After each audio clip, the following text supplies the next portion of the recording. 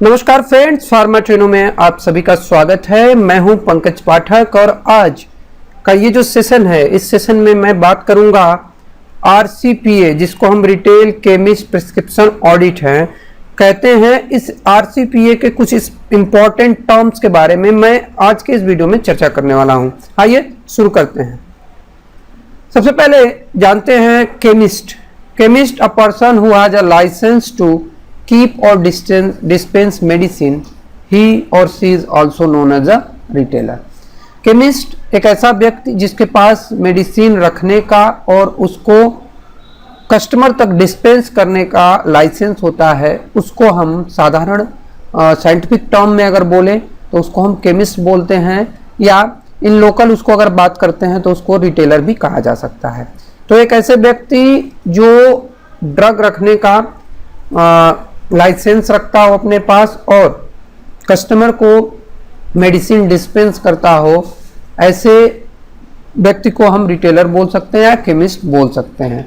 दूसरा है हमारा, और एक चीज़ और मैं बता दूं कि केमिस्ट जो है ये मोस्टली रिटेल शॉप पे मिलता है या केमिस्ट शॉप पे ही मिलेगा, ठीक है। अब दूसरी बात करेंगे हम stockist is a person who has a license to stock और exhibit medicine.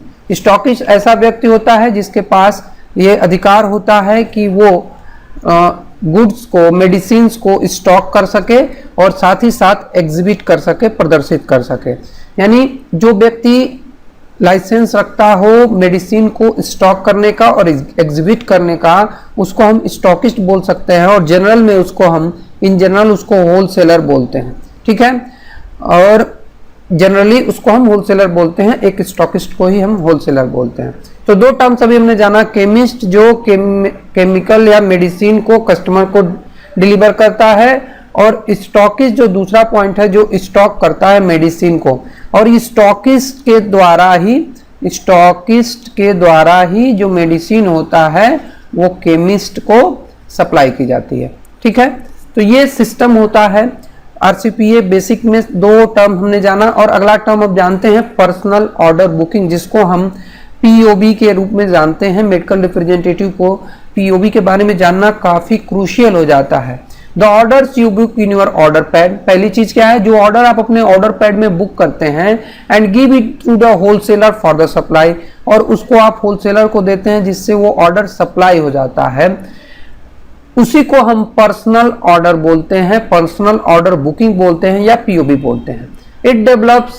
It's help you to build your credibility at wholesaler and also gives an indication whether your stocks are moving in that counter or not. ये क्या करता है, आपके और stockist के बीच में एक क्रेडिटेबिलिटी को बनाता है, जिससे आपको ये भी आइडिया लगता रहता है कि आप जिस कस्टमर के साथ डील कर रहे हैं उस कस्टमर के पास प्रॉपर गुड्स पहुंच रहा है कि नहीं।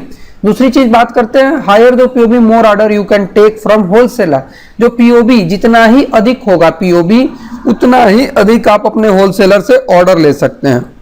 तो जितना अधिक पीओबी होगा उतना ही अधिक आप ऑर्डर ले पाएंगे, और जितना ही आधा आप ऑर्डर लेंगे उतना ही आसानी से आपका टारगेट जो है वो अचीव हो जाएगा।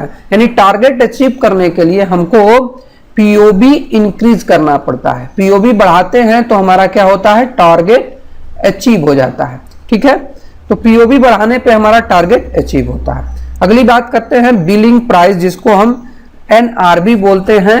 और ये होता है बिलिंग प्राइस, जिस प्राइस पे हमारा गुड्स जो है वो कंपनी से, जिस कंपनी का सीएफए है उससे स्टॉकिस्ट को बिल होता है, ठीक है। It is also called net realisable value. इसको हम एनआरवी को नेट रियलाइजेबल वैल्यू के रूप में भी जानते हैं। और ये वो प्राइस होता है जिसपे कंपनी होलसेलर को गुड्स बेचती है। जिस प्राइस पे कंपनी होलसेलर को गुड्स बेचती है उसी प्राइस को हम एनआरबी या बिलिंग प्राइस बोलते हैं। It does not contains taxes. और एक चीज और जान लीजिए, जो एनआरबी होती है उसमें टैक्स इंक्लूड नहीं रहता, यानी ये जीएसटी एक्सक्लूडेड वैल्यू होती है।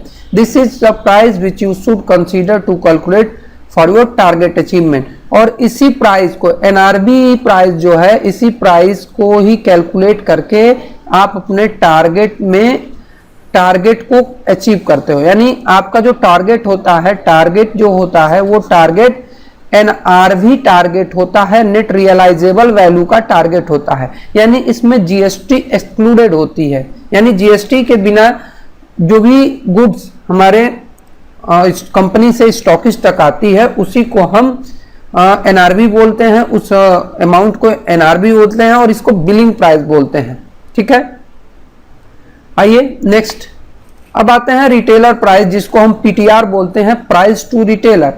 The price at which the wholesaler bids good to the retailer, जिस प्राइस पे होलसेलर हमारा रिटेलर को गुड्स प्रोवाइड करता है उस प्राइस को हम पीटीआर बोलते हैं, और पीटीआर का फुल फॉर्म होता है प्राइस टू रिटेलर, और इसको जनरल टर्म्स में हम लोग ट्रेड प्राइस बोलते हैं, ट्रेड प्राइस बोलते हैं। इसी प्राइस पे हमारा रिटेलर जो गुड्स लेता है वो किससे लेता है, हमारे स्टॉकिस्ट से लेता है।